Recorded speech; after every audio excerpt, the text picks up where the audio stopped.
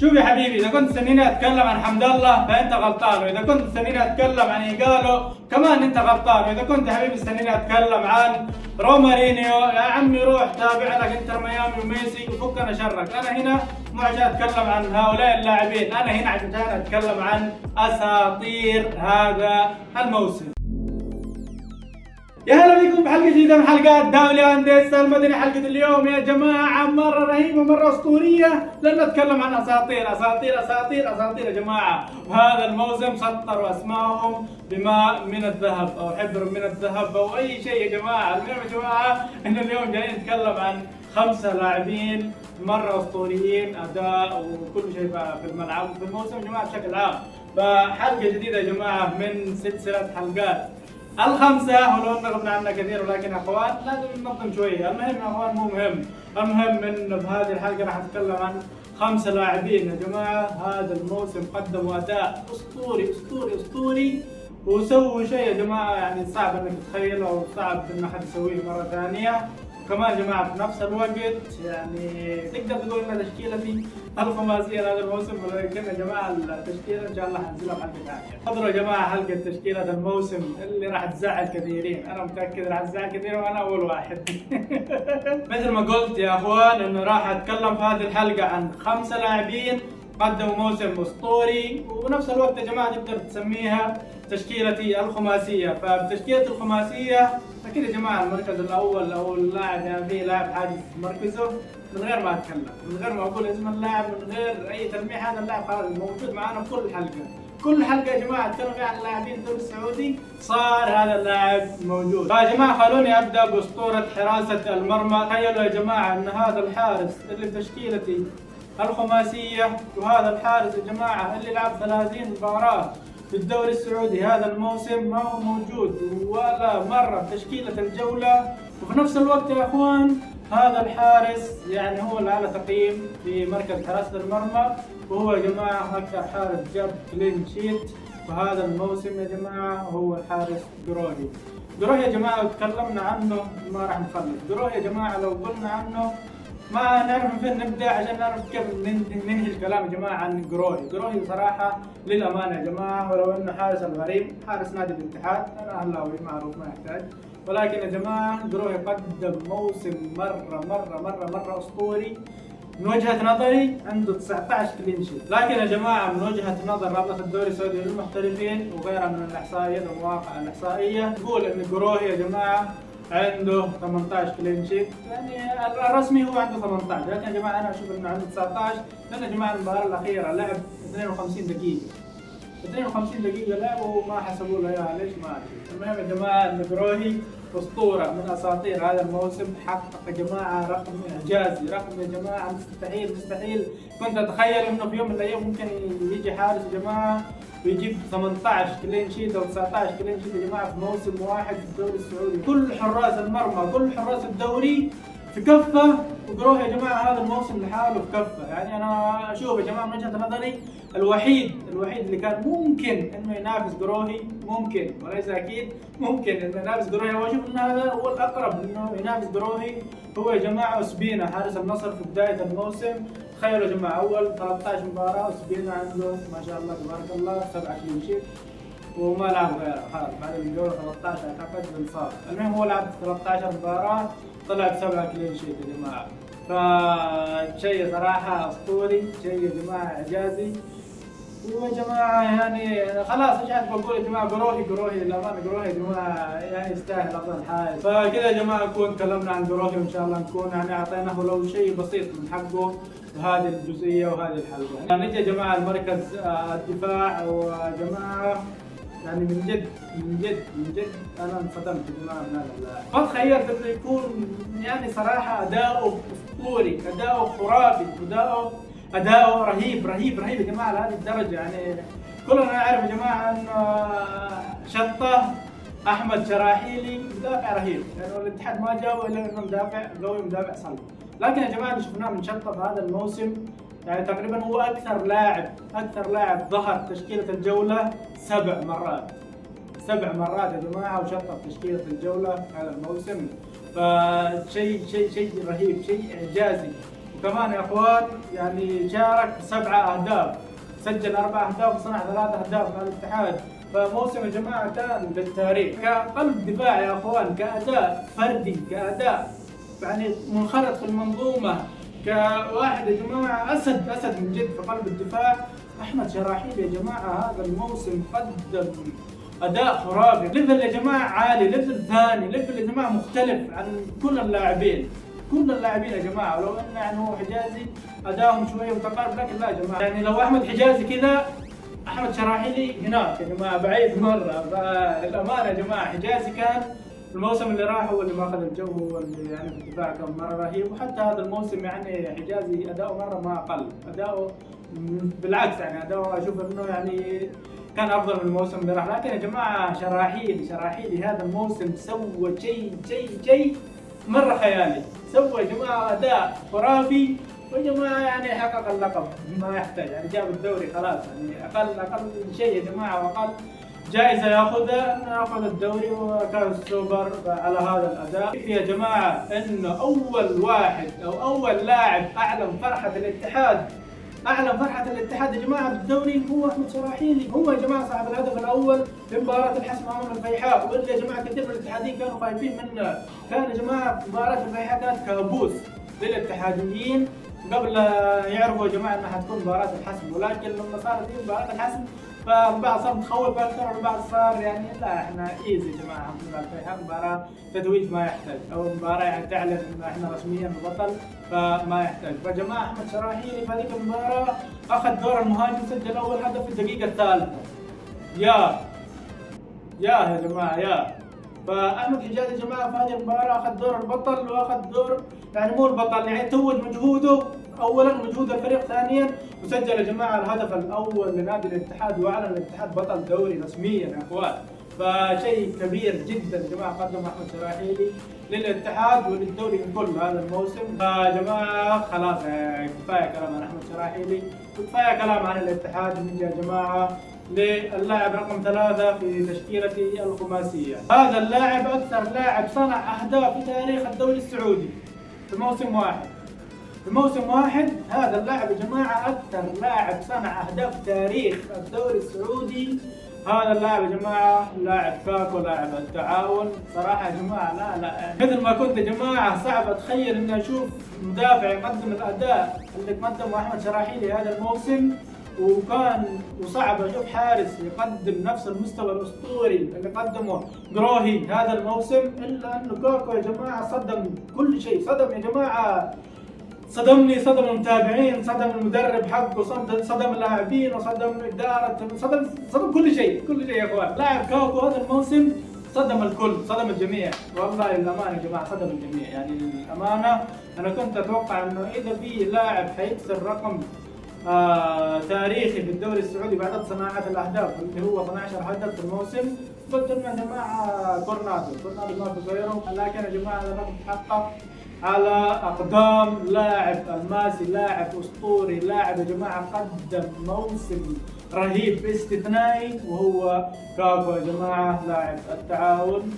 فيا جماعة صراحة يعني أسطورة قدم يا جماعة موسم مرة رهيب، موسم مرة خرافي، موسم مرة أسطوري يا جماعة، وساعد التعاون إنه يحصل على المركز الخامس.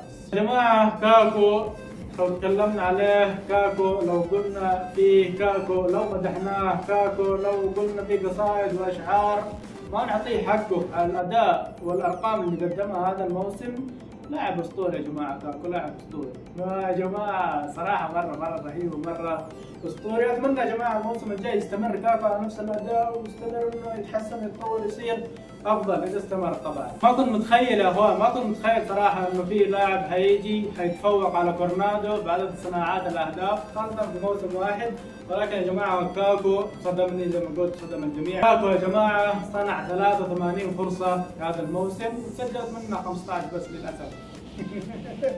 كان ممكن يا جماعه انه يستغلوا الفرص اللي صنعها. تخيلوا يا جماعه لو انه كاكو على اداؤه هذا الموسم يلعب في النصر معاه كريستيانو، يلعب في الاتحاد معاه حمد الله، او يلعب في الهلال ومعاه يا جماعه الدبابه إيغالو، او يلعب في نادي يعني معاه راس حربه فتاك، لا يا جماعه كاكو يصنع اقل شيء 10 اهداف كل موسم. كاكو يا جماعه سوى شيء خرافي، يعني تخيل ان على مدى تاريخ الدوري السعودي اكثر لاعب قدر يصنع اهداف في موسم واحد كان 12 هدف بس.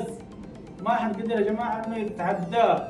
قليل يا جماعه اللي عادلوا الرقم، يعني في اكثر من لاعب صنع 12 هدف في موسم واحد اوكي، لكن ما في لاعب قدر يتعداه ويصنع 13. فجاء كاكو هذا الموسم يا جماعه وصنع 15، يعني ما صنع 13 ما صنع 14 ما تعداه برقمين، لا صنع 15 يا جماعه، وكتب اسمه باحرف من ذهب، وسجل اسمه يا جماعه من اساطير الدوري السعودي اكيد، او من اساطير مواسم الدوري السعودي، يعني كموسم هذا الموسم اسطوري يا جماعه. نجي يا جماعه للاعب الرابع في تشكيلتي الخماسيه، وهو يا جماعه مهاجم، طبعا مهاجم ما يحتاج، ولكن يا جماعه مهاجم صغير، مهاجم واعد، هو يا جماعه اكيد واحد من اساطير هذا الموسم، واكيد يا جماعه كتب اسمه باحرف من ذهب، وقدم شيء يا جماعه مستحيل نشوفه مره ثانيه، او مستحيل ان يعني تخيل هذا الشيء. وهو يا جماعه فراس البريكان. فراس يا جماعه البريكان قاعد مستواه يعني مستواه تصاعد. فراس يا جماعه الموسم اللي راح كنا نقول هذا اللاعب يعني صراحه عنده شيء يقدمه، عنده شيء ممكن انه يسويه في المستقبل، والحمد لله اخوان الموسم اللي راح على طول هذا الموسم يعني هو تقريبا ثالث او رابع هدافين الموسم، مسجل 17 هدف يا جماعه. راس البريكان يا اخوان قدم اداء وموسم اسطوري للتاريخ يا جماعه، للتاريخ. راس البريكان يا اخوان هذا الموسم ساهم ب 21 هدف، 17 هدف يا جماعه سجلها باقدامه او براسياته او المهم انه سجلها. يعني كلنا يا جماعه عارفين انه فراس عنده موهبه، عارفين انه فراس عنده موهبه من بدايه الموسم، هو قاعد يا جماعه يقدم او يعني يقدم عروض رهيبه، ولكن يا جماعه صراحه ما توقعت انه نهايه الموسم يكون فراس البريكان عنده 17 هدف تقريبا 4 اسيست، فشيء يا جماعه مجنون، شيء يا جماعه اسطوري يا جماعه. فراس البريكان اعلى لاعب من ناحيه تقييم هذا الموسم يا جماعه. لكم يا جماعه ان تتخيلوا ان فراس البريكان هذا الموسم كتقييم تفوق يا جماعه على حمد الله. حمد الله يا جماعه لاعب اسطوري، وتفوق يا جماعه على ايجالو يا جماعه لاعب مره رهيب مره اسطوري، وتفوق يا جماعه على كريستيانو. يعني تخيل بس انه في لاعب كتقييم تفوق على حمد الله وايجالو وكريستيانو رونالدو في نفس الموسم، هم يلعبوا في نفس الدوري. هذا الموسم يا جماعه هو اللي على تقييمه في الهجوم، وهو يا جماعه الصراحه يعني لاعب مره اسطوري، لاعب يا جماعه قدم موسم خرافي يا جماعه. موسم يا جماعه هذا الموسم كان فراس البريكان علامه فارقه يا جماعه في الدوري، واسم يا جماعه لامع في الهجوم. بصراحه يا جماعه كنت اتمنى انه يجي الاهلي، ولكن للاسف يا جماعه ما ضبطت معاه الصفقه، راح يجدد عقده لغايه 28 اعتقد او 29. المهم يا جماعه نجدد مع الفتح، ما راح لا الاهلي ولا حتى الهلال، فهنيئا يا جماعه للفتح بلاعبهم الاسطوري فراس البريكان. طيب يا اخوان كذا يصير باقي لنا اللاعب الاخير، اللاعب الاسطوري، اللاعب رقم واحد، اللي قلت يا جماعه ان هذا اللاعب كل حلقه حتكلم فيها عن افضل لاعبين راح يكون موجود. كل حلقه يا اخوان راح اتكلم فيها عن لاعبين اسطوريين حذكر هذا اللاعب، كل حلقه يا اخوان حتكلم فيها عن لاعبين مؤثرين حتكلم عن هذا اللاعب بشكل او باخر. فيا جماعه عندنا في المركز الاول المهاجم كريستيانو رونالدو. اول شيء يا جماعه هنيئا لجماهير النصر انه حجزتوا معايا يعني خانه في كل حلقه تقريبا راح نتكلم عن كريستيانو رونالدو، يعني كل حلقه نتكلم فيها عن لاعبين مؤثرين نقول كريستيانو. هنيئا لجماهير النصر. المهم يا اخوان المهم يا اخوان ان كريستيانو جاء في نص الموسم. كريستيانو بدا موسم او بدا يعني حقبه جديده مع نادي جديد بيئه مختلفه، كان مع ختام الموسم، يعني بدا بالنصف الثاني من الموسم. كريستيانو يا جماعه يعني لاعب اسطوري، افضل لاعب في التاريخ، افضل لاعب في التاريخ، ما يحتاج ان انا اتكلم عنه يا اخوان. كريستيانو رونالدو ما يحتاج مره ان انا اتكلم عنه. كريستيانو رونالدو يا جماعه يعني سجل سوبر هاتريك، رجع سجل هاتريك يعني في موسم واحد، فشيء يا جماعه اسطوري، شيء خرافي يا جماعه.